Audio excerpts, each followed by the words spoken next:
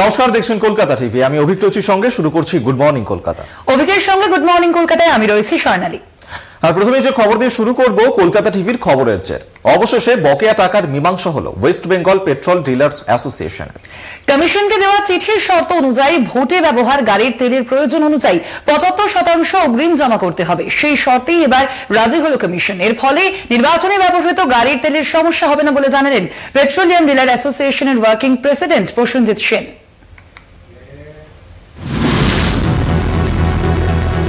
প্রতিবারই ভোটের কাজের জন্য প্রচুর সংখ্যক সরকারি এবং বেসরকারি গাড়ি ব্যবহার করা হয়ে থাকে। এর জন্য পেট্রোল পাম্পগুলি থেকে তেল বা লুব্রিক্যান্ট কিনে থাকে রাজ্য সরকার। গত বিধানসভা নির্বাচন এবং পঞ্চায়েত নির্বাচনের কাজেও ব্যবহৃত গাড়ির জন্য পেট্রোল পাম্পগুলি থেকে জ্বালানি কিনেছিল রাজ্য। তাই চলতি নির্বাচনের জন্য ইতিমধ্যেই পেট্রোল পাম্পগুলিকে বার্তা দিয়েছে রাজ্য। আমাদের কাছে অলরেডি ফান্ড এসে গেছে, আর একটা ফান্ড আমরা চেয়েছি। পেট্রোল ডিজেলের টাকা যেটা বাকি থেকেছে সেটা খুবই দুঃখজনক ব্যাপার। এটা ভবিষ্যতে থাকবে না এবং যেটা বাকি আছে সেটা আমরা যত তাড়াতাড়ি সম্ভব ক্লিয়ার করে দেব। West Bengal petroleum dealers association of ইন্ডিয়ার ডিলার্স ফোরামের বক্তব্য, গত নির্বাচন বাবদ কারো ১ লক্ষ টাকা আবার কারো ৪০ লক্ষ টাকা পর্যন্ত বকেয়া আছে। এই অবস্থায় অবিলম্বে বকেয়া মিটিয়ে দেওয়া দাবি জানিয়েছেন তাঁরা। তাদের বক্তব্য, ভোটের সময় তেলের জোগান নিরবিচ্ছিন্ন রাখতে গেলে বকেয়া টাকা মেটাতে হবে। সেই সঙ্গে এবারে তেলের জোগান নিশ্চিত রাখার জন্য ভোটের আগে দামের ৫০% থেকে ৭৫% টাকা আগাম দেওয়ার দাবি জানিয়েছেন মালিকরা। হাওড়া থেকে জগন্নাথ সামন্ত রিপোর্ট, কলকাতা টিভি।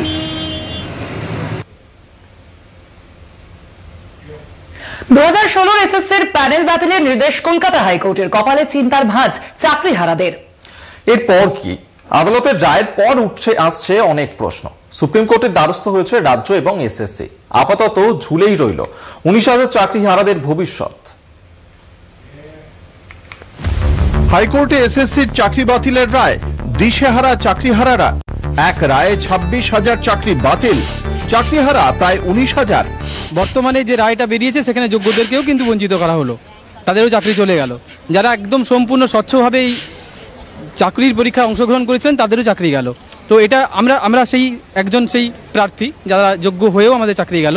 আমরা সুতরাং আমাদের যে যোগ্য আমরা তার সপক্ষে আমাদের যে কাছে প্রমাণগুলো আছে সেই প্রমাণগুলো নিয়ে পুনরায় আদালতের দ্বারস্থ হওয়া ছাড়া আমাদের কোনো উপায় নেই। আমরা বহু পরিশ্রম করে মাথার ঘাম পায়ে ফেলে আমরা পরিশ্রম করেছি এবং বৈধ ডকুমেন্টস আমাদের মধ্যে আছে এবং প্রত্যেকটা পদক্ষেপে বহুবার আমরা ডকুমেন্ট সাবমিট করেছি।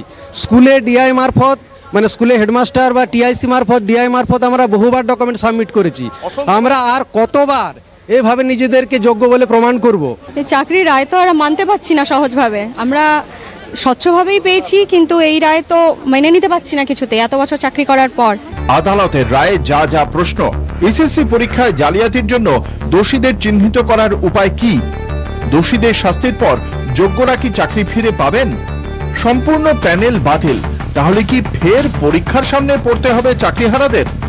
পুরনো ওএমআর শিটের মাধ্যমেই কি ফের নতুন করে মূল্যায়ন? প্রশ্ন উঠছে আরো। এত শিক্ষকের চাকরি গেলে স্কুলগুলো চলবে কিভাবে? কিভাবে হবে সরকারি স্কুলের পঠন পাঠন?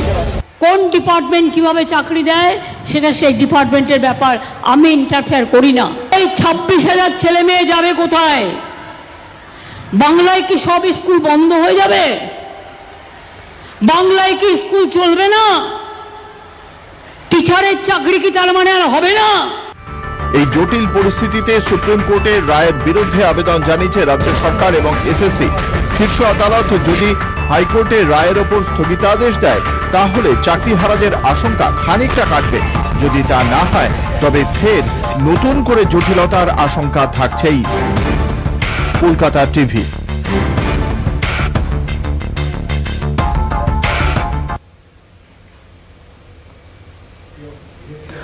আদালত বিজেপির মহাতীর্থ কেন্দ্র হয়ে গেছে। হাইকোর্ট কিনে নিয়েছে বিজেপি মামলা করলে যা বলবে তাই, ওরা যা চায় হয়ে যায়। অন্যদের জন্য দরজা বন্ধ, আর কেউ বিচার পায় না। ফের বিচার ব্যবস্থাকে নিশানা করেছেন মুখ্যমন্ত্রী মমতা বন্দ্যোপাধ্যায়। ফের একবার বিচার ব্যবস্থাকে নিশানা করলেন মুখ্যমন্ত্রী মমতা বন্দ্যোপাধ্যায়। তিনি বলেছেন যে আদালতকে কিনে নিয়েছে বিজেপির মহাতীর্থ কেন্দ্র হয়ে গেছে।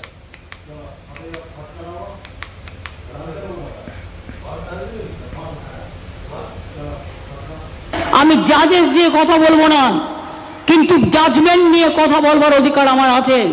আমি মানি না যদি কোনো অন্যায় কেউ করে থাকে তুমি স্কুটিনি করতে, তুমি পরামর্শ দিতে যে এটা না এটা করুন, তা না করে এক কথায় 26,000 ছেলে মেয়ের চাকরি খেয়ে নিয়ে, এটা কি মজা? এটা কি মজার?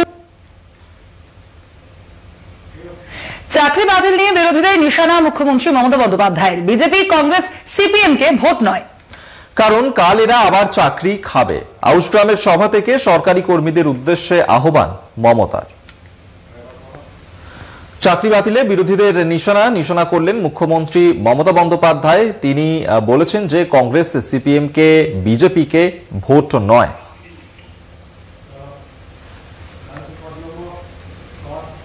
আর শিক্ষক শিক্ষিকাদের বলবো, আজকে 26,000 ছেলে মেয়েদের চাকরি খেয়ে নেওয়ার প্রতিবাদে কোন শিক্ষক শিক্ষিকা একটি ভোটও সরকারি কর্মচারী থেকে শুরু করে আর বিজেপিকে দেবেন না, সিপিএম কংগ্রেসকে দেবেন না। এরা চাকরি খেয়ে নিচ্ছে, আপনার ভবিষ্যৎ খেয়ে নিচ্ছে। কে জানে কাল আবার চাকরি খাবে। এরা যত তাড়াতাড়ি বিদায় নেয় তত মঙ্গল, দেশের মঙ্গল। গুড মর্নিং কলকাতা, এখন সময় একটা ছোট্ট বিরতির। ফিরছে আরো অন্যান্য খবর নিয়ে, সঙ্গে থাকুন। গুড মর্নিং কলকাতা নিয়ে ফিরে এলাম বিরতির পর। 1000 ঘন্টা পার, অভিষেকের চ্যালেঞ্জে কোনো জবাব নেই বিজেপির। ফের 100 দিন আবাসের বঞ্চনা নিয়ে আসরে তৃণমূল কংগ্রেস। কেন্দ্রের পাশাপাশি মুর্শিদাবাদ থেকে কংগ্রেস বামকে তোপ অভিষেক বন্দ্যোপাধ্যায়। বিজেপির রিপোর্ট কার্ড চাইলেন তৃণমূল সুপ্রিমো মমতা বন্দ্যোপাধ্যায়। বুধবার দুপুর পর্যন্ত 1000 ঘন্টা পার, শ্বেতপত্র প্রকাশ নিয়ে চুপ বিজেপি। এক্স হ্যান্ডেলে পোস্ট করে এমনই দাবি করে তৃণমূল। ভোট প্রচারে উত্তরবঙ্গে গিয়ে প্রথমবার বিজেপিকে চ্যালেঞ্জ ছুড়ে দেন অভিষেক। তৃণমূল হাতিয়ার করে 100 দিনের টাকা, আবাসের বকেয়া বরাদ্দ। 100টা ক্যামেরা আছে, আমি ক্যামেরার সামনে দাঁড়িয়ে বলছি, 3 বছরে আপনি বাংলায় হেরে যাওয়ার পর যদি 10 পয়সার হিসাব প্রমাণ করতে পারেন যে দিয়েছেন আবাসে আর মানরেগা 100 দিনের কাজে, আমি রাজনীতি থেকে চিরতরে বিদায় নেব। এত বড় কথা আপনাদের বলে দিয়ে যাচ্ছি। 100 দিনের কাজ থেকে আবাসের টাকা, কেন্দ্রের বঞ্চনাকে ঢাল করে লোকসভায় প্রচারে ঝাঁপায় তৃণমূল।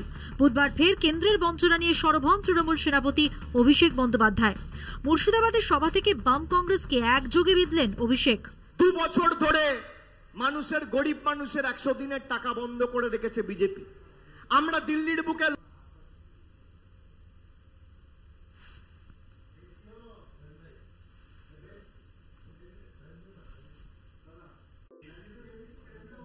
গুড মর্নিং কলকাতা নিয়ে ফিরে এলাম বিরতির পর।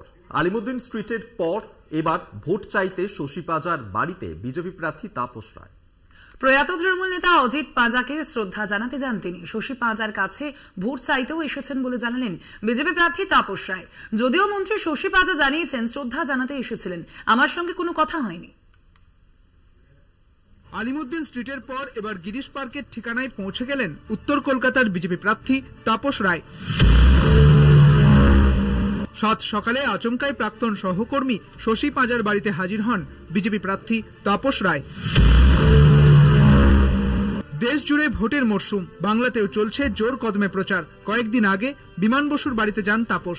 এবার তাঁর রাজনৈতিক গুরু প্রয়াত অজিত পাঁজাকে শ্রদ্ধা জানাতে বুধবার শশী পাঁজার বাড়িতে যান তিনি। পাঁজা পরিবারের সদস্যদের সঙ্গেও কথা বলেন তাপস। শুধু শ্রদ্ধা জ্ঞাপন নয়, প্রার্থী হিসেবে ভোটও চান তিনি। এই বাড়িটা তো আমার কাছে মন্দির সমান। এই বাড়িতে 79 সাল থেকে আমার নাগারে যাতায়াত ছিল। জয়া বৌদির স্নেহ আদর এবং এবারে সকলেরই, তাই তাকে প্রণাম করতে এসেছিলাম। স্বর্গত অজিত পাঁজার আশীর্বাদ দিতে এসেছিলাম।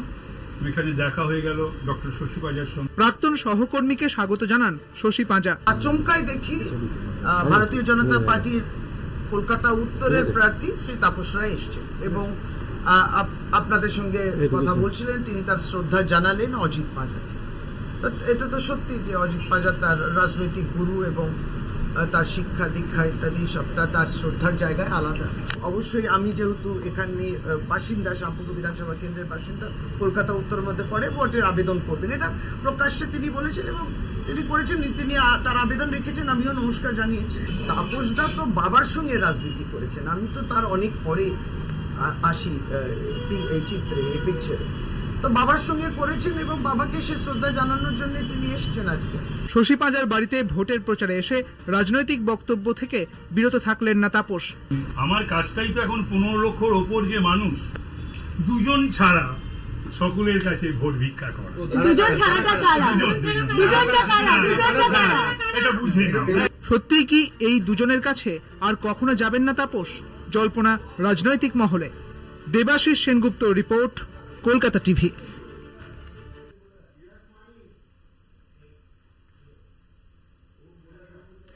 বিপর্যয় মোকাবিলার নামে টাকা তছরূপের অভিযোগ। তৃণমূল পরিচালিত নামখানা পঞ্চায়েত কেন্দ্রের প্রকল্পে বরাদ্দ 35 লক্ষ টাকা আত্মসাতের অভিযোগ। রাষ্ট্রপতি, প্রধানমন্ত্রী ও স্থানীয় বিডিওর কাছে অভিযোগ দায়ের। তদন্তের আশ্বাস বিডিওর।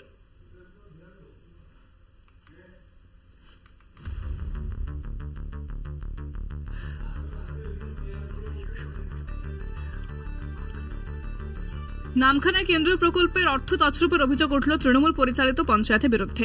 2020-21 সালে সুন্দরবনে আছড়ে পড়ে ঘূর্ণিঝড় ইয়াস।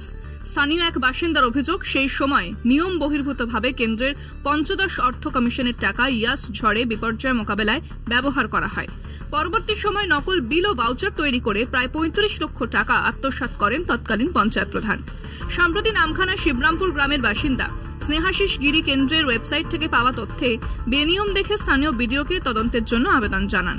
পাশাপাশি বেনিয়ম ও দুর্নীতি তদন্তের আবেদন করেছেন প্রধানমন্ত্রী রাষ্ট্রপতিকে। স্নেহাশিস গিরির অভিযোগ, নামখানা গ্রাম পঞ্চায়েত 20-21 অর্থবর্ষে আনুমানিক 70 লক্ষ টাকা বরাদ্দ করে ইয়াসের নাম করে, যা সম্পূর্ণ বেআইনিভাবে অর্থ কমিশনের পঞ্চায়েত অর্থ কমিশনের টাকায় বরাদ্দ করা হয় এবং পরবর্তীকালে প্রায় আনুমানিক 35 লক্ষ টাকা 2022-23 অর্থবর্ষ পর্যন্ত যেটা হিসাব পেয়েছি তাতে প্রায় 35 লক্ষ টাকা লুট করা হয়েছে। ঘূর্ণিঝড় মোকাবেলায় টাকা খরচের কথা স্বীকার করে নিয়েছেন নামখানা পঞ্চায়েতের তৎকালীন প্রধান অজিত গিরি। তবে তিনি জানান, কোন রকম দুর্নীতি ছাড়াই সরকারি নির্দেশে এই টাকা খরচ করা হয়েছে। ডিএম সাহেব অ্যাপ্রুভাল দেওয়ার পরেই তবে গিয়ে আমরা ওই টাকাটা এই ইয়াস ঝড়ে খরচ করেছি।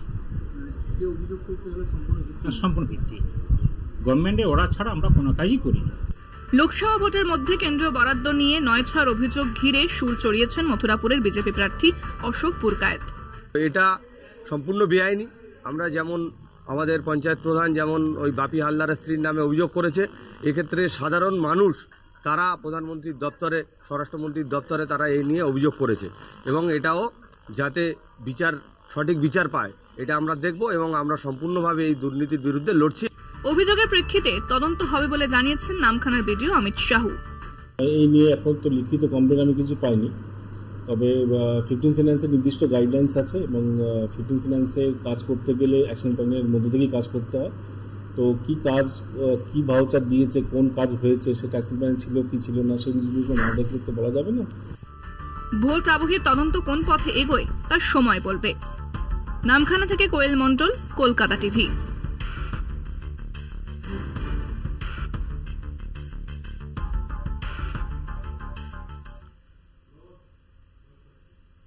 গুড মর্নিং কলকাতা এই পর্যন্ত।